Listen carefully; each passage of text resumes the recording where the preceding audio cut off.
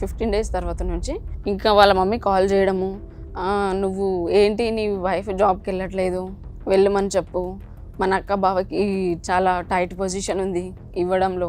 Actually problem వాళ్ళకి ఏంటంటే నన్ను ఒక ఏటీఎం మిషన్లా చూడాలని. నువ్వు కొంత డబ్బు దాచుకోవాలిగా, పెళ్లికి బేసిక్గా కొన్ని సాంప్రదాయబద్ధంగా కొన్ని ఖర్చులు ఉంటాయి. అది ఇస్తేనే ఇంట్లో ఉండాలా. మీరు పెళ్లి ఖర్చులు అన్నీ పెట్టుకోగా ఆ ₹1,00,000 మీద కన్నేశారు వాళ్ళు. కన్నేశారు.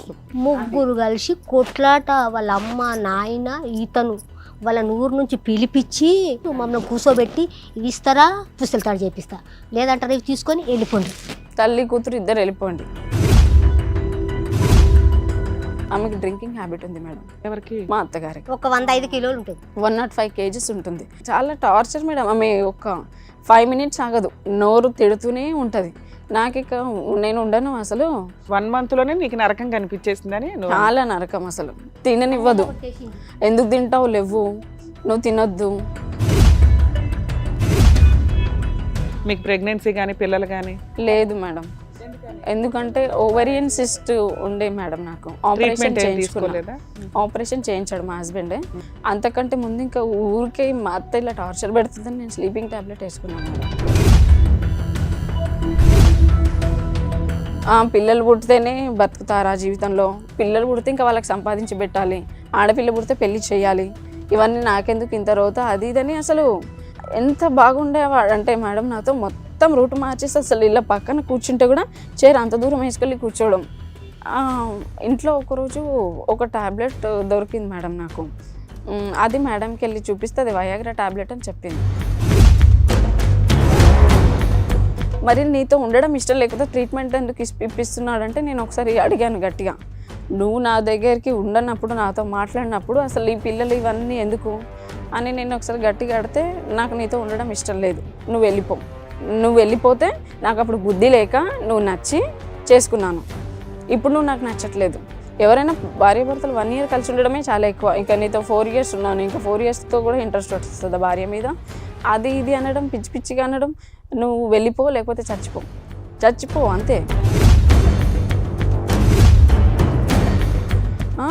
అసలు అది స్టార్టింగ్ వచ్చినప్పుడు నార్మల్గా ఇలా డ్రెస్సులు వేసుకునే, తర్వాత వెరీ షార్ట్ డ్రెస్సెస్ వేసుకోవడం మొదలుపెట్టింది. అసలు నా ఎదురుగా ఆవిడ 5 flying kiss వీడికి ఇవ్వడము, ఇతనేమో ఇట్లా మీసాలు తిప్పుకోవడం.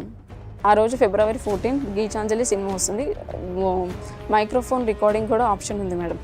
20 meters వరకు ఎవరేం మాట్లాడుతున్నారో కూడా వినిపిస్తుంది. WhatsApp messages, Instagram, everything. ఇంత టెక్నాలజీ అవసరం నీకేం వచ్చింది అసలు?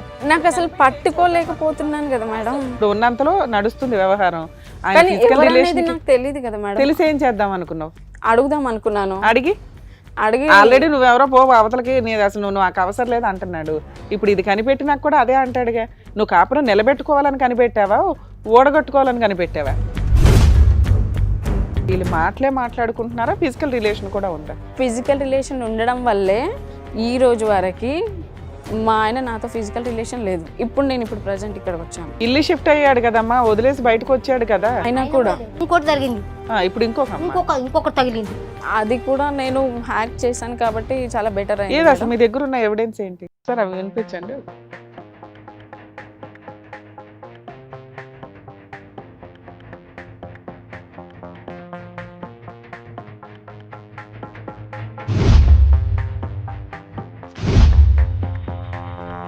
కొలీగ్స్ వాళ్ళు బాగాలేరు మేడం. అసలు ఎంత చెండాలం అంటే అంత చెండాలం. ఆమె 5,000 ఇస్తే వస్తుందంట, 2,000 ఇస్తే వస్తుందంట.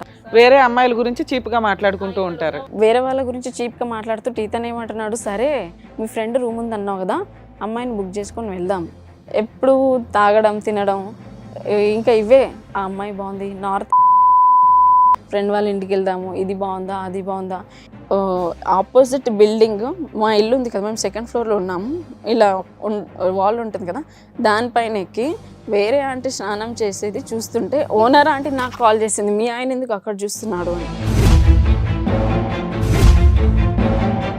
అంత ఉందా నీకు, అంత మొగోడు ఉన్నాడా మీ దాంట్లో? నేను ఎవరనుకుంటున్నావు? నాతో ఎట్లా మాట్లాడాలో తెలుసుకో. నువ్వు అది చేసేవాడిని, ఇది చేసాను. అసలు అట్లా కొట్టినప్పుడన్నా పోలీస్ స్టేషన్కి వెళ్ళి కంప్లైంట్ ఇవ్వాలి, ఇతను అంతేంటో తేల్చాలని నీకు ఎప్పుడు అనిపించలేదు? ఏమంటాడంటే, నువ్వు ఏ PS అయినా కంప్లైంట్ ఇచ్చుకో, ఎవరు తీసుకుంటాడో నేను చూస్తాను, రోజుకి ఒకసారైనా కాలర్ ఎగరేసి మాట్లాడతాడు మేడం నా దగ్గర. ఇక బూతులు తిట్టడం మేడం. అసలు ఫస్ట్ ఆమెతోని ఫిజికల్ రిలేషన్ పెట్టుకున్నప్పటి నుంచి చాలా ఘోరంగా కొట్టడం మేడం. అసలు ఏ వస్తువుతో కొడుతున్నాడో కూడా అతనికే తెలీదు. ఇట్లాంటి చెక్క టేబుల్స్, ప్లాస్టిక్ టేబుల్స్, ఇక్కడ చూడండి బ్లడ్ కారిపోయి ఎంత కొడతాడు వీడు.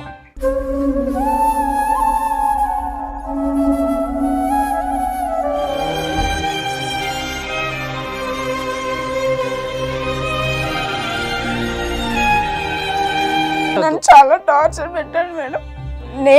నేను ప్రెగ్నెన్సీ కోసం ట్రై చేస్తే అతని దగ్గరికి వెళ్తే నాకు కొత్త దొరికిందని ఓపెన్ గా కూడా చెప్పాడు మేడం. నేను ఈ రోజు ఏడ్చా మేడం. ఇంతకు ముందు ఎప్పుడు నేను స్ట్రాంగ్ గానే ఉన్నాను మేడం. మీ అమ్మ అంత స్ట్రాంగ్ గా ఉంది, ఆవిడ ఎన్ని ప్రాబ్లమ్స్ సాల్వ్ చేసుకుని ఆవిడలో ఉంది. సూసైడ్ అటెంప్ట్కి వెళ్ళిపోయి ఎంత దారుణం తల్లి. చనిపోతే ఎవడికి లాసు, నువ్వు పోతావు, మీ అమ్మ ఒక్కతే అనాథ అవుతుంది. ఇప్పుడు నువ్వు ఉండబట్టే కదా ఆవిడ అంత ధైర్యంగా కూర్చుంది. నీకేదన్నా అయినా ఆవిడ ఉంది, ఆవిడకి ఏదన్నా అయినా నువ్వు ఉన్నావు. సూసైడ్లు చేసుకొని ఎవరిని బ్లాక్మెయిల్ చేస్తారు మీరు?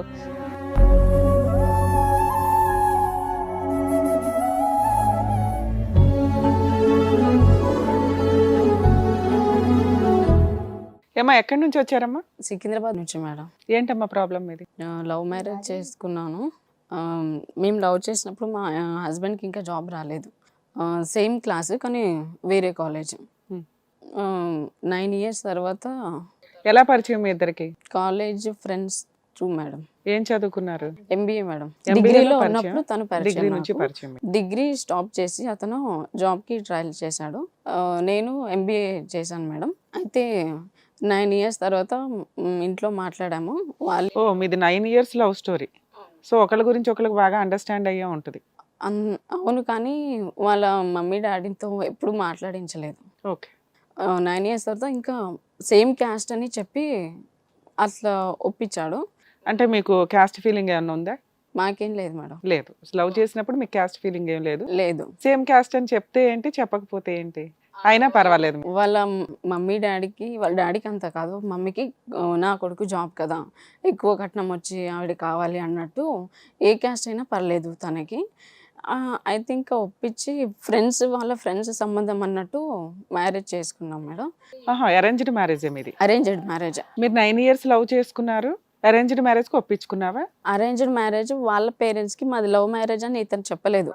వాళ్ళ ఫ్రెండ్ సంబంధము, మంచి అమ్మాయి అని చెప్పి ఒప్పించి చేసుకున్నాం మేడం. పెళ్ళిలో మేము చెప్పాను కట్నం ఇచ్చుకోలేము, ఇష్టమైతే ఓకే లేకపోతే లేదు. మళ్ళీ కట్నం ఇవ్వలేదు అని మీ ఇంటికి వచ్చిన తర్వాత మీ అమ్మ మీ వాళ్ళందరూ కట్నం కోసం అది ఇదని ఏమనొద్దు. నాకు ఫాదర్ లేడు, నేను మమ్మీకి ఒక్కదాన్నే మేడం. అవన్నీ చెప్పు, ఓకే అంటేనే మ్యారేజ్ చేసుకుంటాను, వెళ్ళిపోవడం అట్లాంటివి అయితే నేను చేయను అని ముందే చెప్పాను. ఓకే అన్నాడు. ఇంకా వాళ్ళకి ఒప్పిస్తే ఫస్ట్ ఒప్పుకోలేదు. అమ్మాయి MBA చదువుకుంది కదా, జాబ్ చేస్తుంది. నేను అప్పుడు గచ్చిబౌలిలో సాఫ్ట్వేర్ జాబ్ చేసేదాన్ని. మ్యారేజ్కి ఒక 10 days ముందు మానేశాను మేడం. ఎందుకంటే షిఫ్ట్ చేంజ్ ఉంది, నైట్ షిఫ్ట్, గ్రేవియార్డ్ షిఫ్ట్. నాకు ఓవేరియన్ సిస్ట్ ఇంకా థైరాయిడ్ ప్రాబ్లం ఉంది. నిద్ర సరిగా లేకపోవడం వల్ల ఇంకా ప్రాబ్లం ఎక్కువవుతుందని డాక్టర్ని కన్సల్ట్ అయినప్పుడు చెప్పారు. ఇంకెందుకు వేరేది వెతుక్కోవచ్చు అని మానేశాను.